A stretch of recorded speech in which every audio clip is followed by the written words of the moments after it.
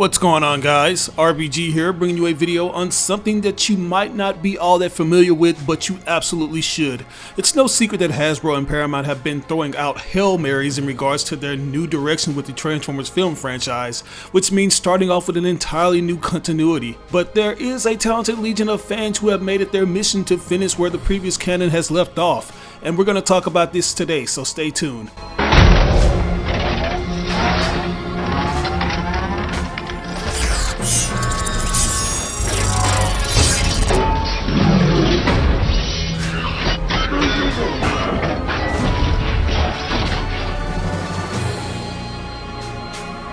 But yeah, guys, the Transformers brand is going to be moving like a well-oiled machine for the coming years. If you've been following the press conferences held by Hasbro, then you know that they're making it their mission to prioritize the property throughout different forms of media. So far, we've gotten Transformers Earthspark, a new CG animated series that's being streamed exclusively on Paramount Plus. We have an upcoming game in the form of Transformers Reactivate, which has a lot of fans hyped because for a long time, they've been waiting for a noteworthy TF game. And last but most certainly not least, we got the biggest highlight of them all, Transformers Rise of the Beast, the sequel to Bumblebee, and a movie that has essentially reconfirmed the notion that this is indeed an entry in the completely new Transformers filmverse.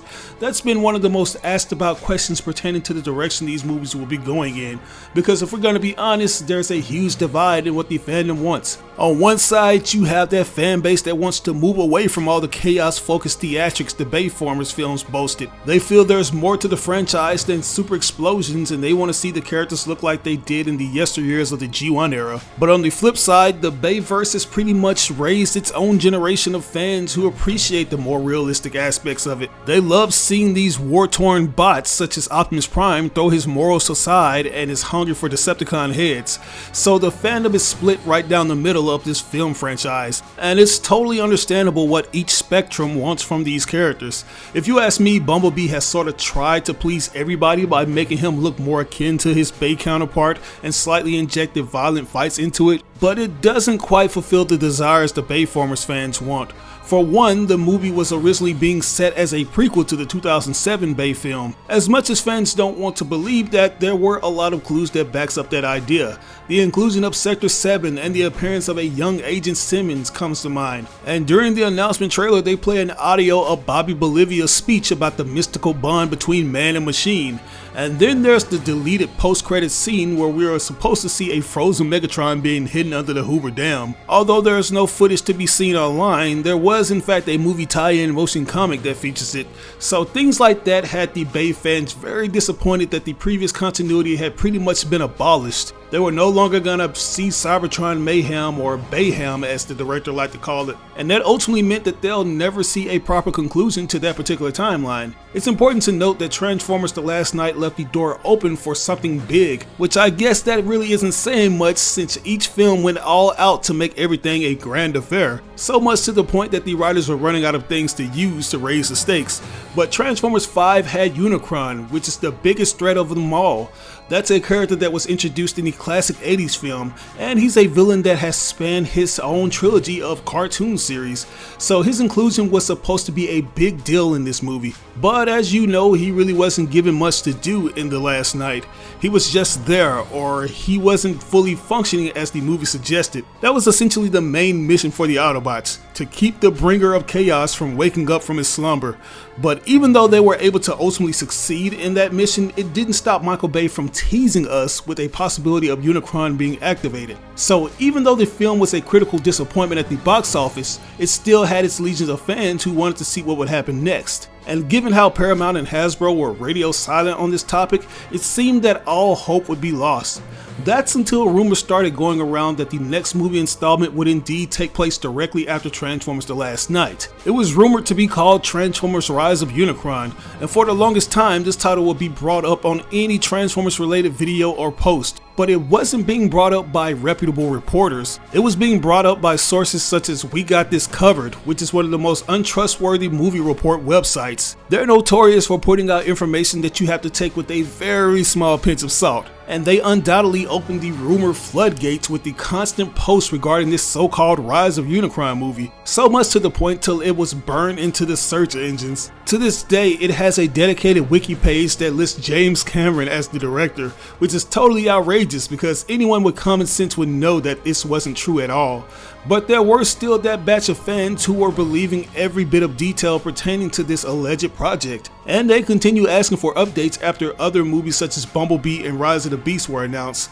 So fans of this thing were totally in the dark on if it was real or not. But I can proudly say that Transformers Rise of Unicron is in fact a real thing, but it's not in the way you probably were hoping for. What I mean by this is that there is definitely a project of that name in the works, but it's not necessarily going to be this big budget blockbuster like you're expecting it to be. Instead, it's being done by a talented group of fans under a company called H&F Productions. The name is based after the last names of its two co-creators, David Handler and Daniel Faulkner, and they've been working on this project for almost 3 years now. They've essentially taken the reins of this wild movement and rallied other ambitious fans to bring Transformers Rise of Unicron to life. We're talking extremely talented 3D artists such as Laszlo Vin, The Last Prime, Aleximus Prime, and many more. And obviously the main aspect that's gonna need the most time and attention is the CGI. That's something that has undoubtedly taken up a good chunk of their time. From what I've heard, even though this is a fan-produced project, they've been given the green light by Paramount and Hasbro. Apparently the story will pick up after the events of Transformers 5, and as the title suggests, will center around Unicron essentially rising from the Earth's core. In my honest opinion, I felt like this aspect of the story was something that would never see the light of day on theater screens under Michael Bay and Paramount's watch. Like, we gotta be real here, and I'm putting emphasis on the word real. The previous continuity of Transformers films never really tried to explore the more fantasy elements of the lore. I was surprised that they even bothered to mention Unicron at all. What those movies focused on was realism, where we see these metallic alien organisms try their best to co-inhabit Earth by using the planet's native technology and weapons. With a few exceptions such as the matrix of leadership, almost none of the important elements that should come with any TF project were even present. There was no mention of Alpha Trion. The world of Cybertron was rarely explored, and when it was explored, it looked extremely colorless and devoid of life. I mean, I get that it's literally supposed to be a war-ridden planet on the verge of death, but it just lacked the cool Cybertronian aesthetic that we've seen in many other iterations, including the tie-in comics that are based on these movies. There are hardly any buildings that look like they were created by highly advanced robot gods. They go from being spiky to hexagonal for whatever reason. It's just inconsistent and only serves as a MacGuffin. Whatever important plot device they do use, whether it be the cube, the matrix, the star harvester, the seed, and so on and so forth, they get forgotten about, or they'll just use it later like leftovers being pulled out of the fridge.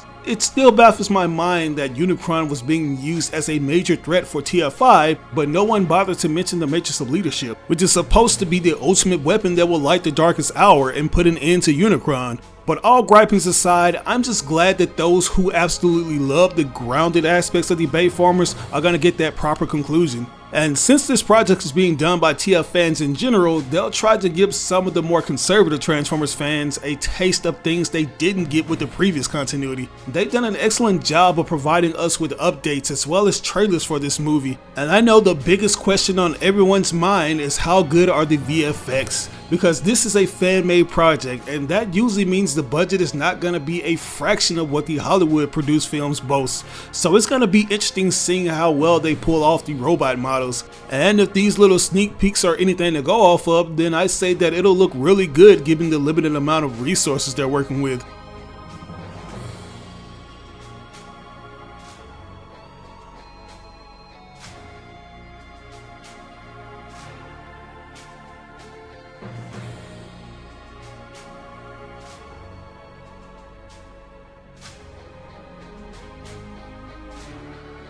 The design team has taken it upon themselves to add little touches to the models from TF5, which in return is going to make the project feel newer. Like, I love when these characters receive little bells and whistles here and there. It makes it feel like they'll get a new Studio Series action figure or something. So shout outs to H&F Productions for doing this.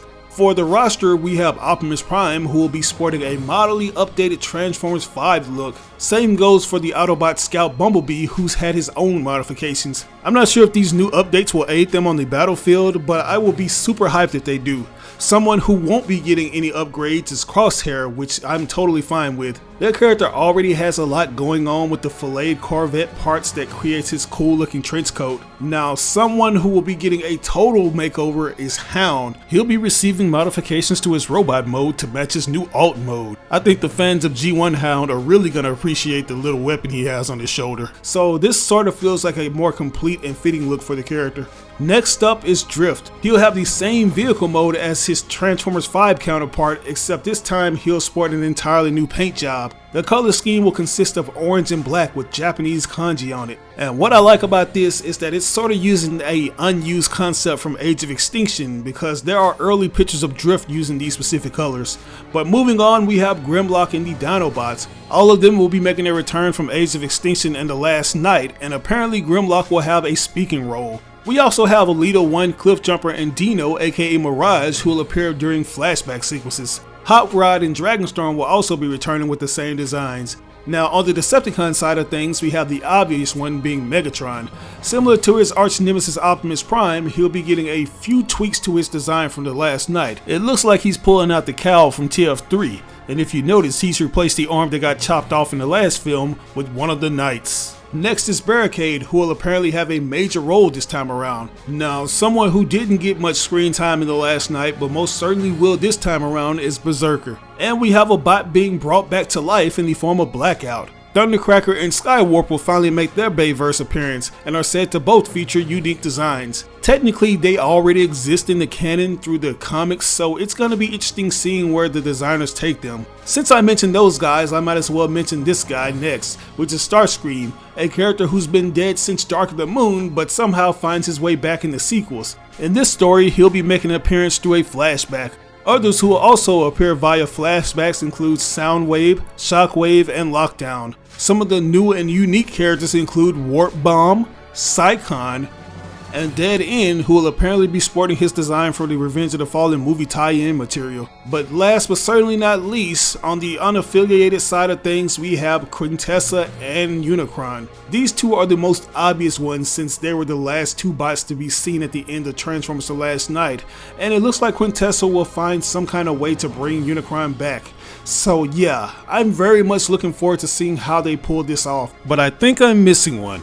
We gotta talk about Brunt. This is a character that's been kept under wraps for quite a while, but H&F Productions has given me the green light to give him a big reveal on my channel.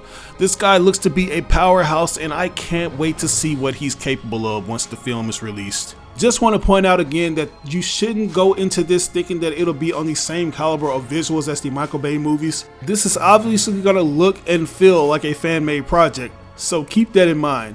But with all that said, I'm going to turn it over to you guys. What are your thoughts on this? Are you happy that you'll be getting some closure from the Bay canon with this project?